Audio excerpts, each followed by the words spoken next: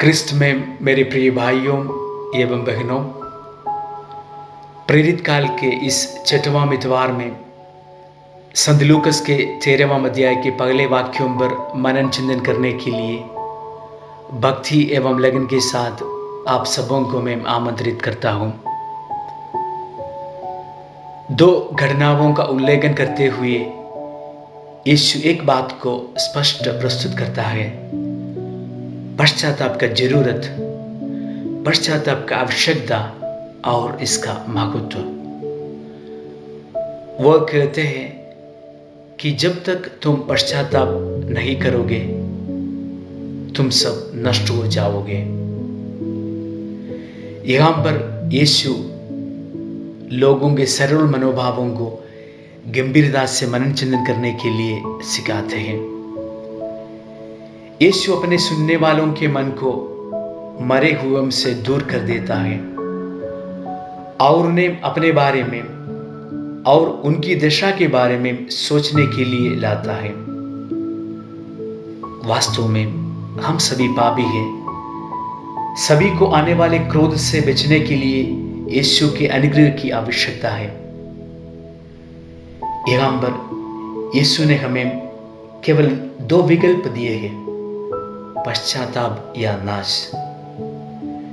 इस प्रकार हम सभी को बिल्कुल और अनिवार्य रूप से पश्चाताप करना चाहिए।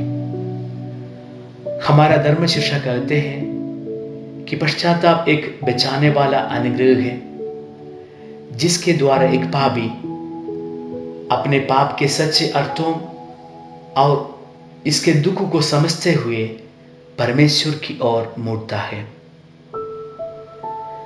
पश्चाताप के 3 भाग होते हैं। पहला भाग पाप का बोध होता है। यह वह जगह है जगह आप स्वीकार करते हैं कि आपने पाप किया है। दूसरा भाग पाप का पछताना होता है। हमारे पाप में जो दुख है वह हमारे दिलों में बसता है ताकि हम पाप करने से पछताएं।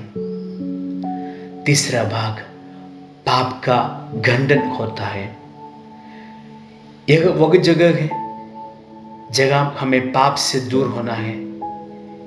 हिब्रू भाषा में पश्चाताप के लिए शब्द का अर्थ है फिरना। जैसे पाप हमें प्रभु से अलग होकर हमारे जीवन को दूर रखते हैं, लेकिन पश्चाताप द्वारा प्रभु की ओर फिरना है। पवित्र ग्रंथ वास्तव में विश्वास और पश्चाताप को साथ साथ रखता है। मार्कुस के सुसमाचार में दर्ज यीशु का पहला शब्द है पश्चाताप करो और सुसमाचार में विश्वास करो। संत मत्ती के सुसमाचार में यीशु ने कहा पश्चाताप करो, स्वर्ग का राज्य निकट है। संत पौलुस ने यहूदियों और यूनानियों को परमेश्वर की ओर मन फिराव करते हुए और हमारे प्रभु यीशु मसीह पर विश्वास करने की गवाही दी। पश्चाताप नितांत आवश्यक है और परमेश्वर ने हमें ऐसा बार बार बताया है। जब तक तुम पश्चाताप नहीं करोगे, जब तक तुम अपने पापी मार्गों से दूर नहीं हो जाओगे, तुम नष्ट हो जाओगे। पश्चाताप कोई ऐसी चीज नहीं है जिसे हम अपनी मर्जी से करते हैं और जो हमें योग्यता से अर्जित करती है। पश्चाताप विश्वास की तरह ईश्वर की ओर से एक उपहार है। इसलिए हमें पश्चाताप के लिए प्रार्थना करनी चाहिए, यह जानते हुए कि यह ईश्वर की ओर से एक उपहार है। प्यारे भाइयों एवं बहनों, प्रभु हमें चयन करने के लिए विवश करते हैं, पछताओ या नष्ट हो जाओ। गलीली जो रोमियों के तलवारों से मारे गए थे और वे लोग जो शीलो के गुम्बद से कुचल गए थे, उन्हें कोई चेतावनी नहीं दी और पश्चाताप कब्र में नहीं किया जा सकता है। क्या अब पश्चाताप करना बुद्धिमानी का काम नहीं है? आइए हम प्रभु के पास आए, आइए हम अपने पापों से फिरें और उसकी ओर फिरें, क्योंकि प्रभु परमेश्वर अनुग्रहकारी और दयालु है।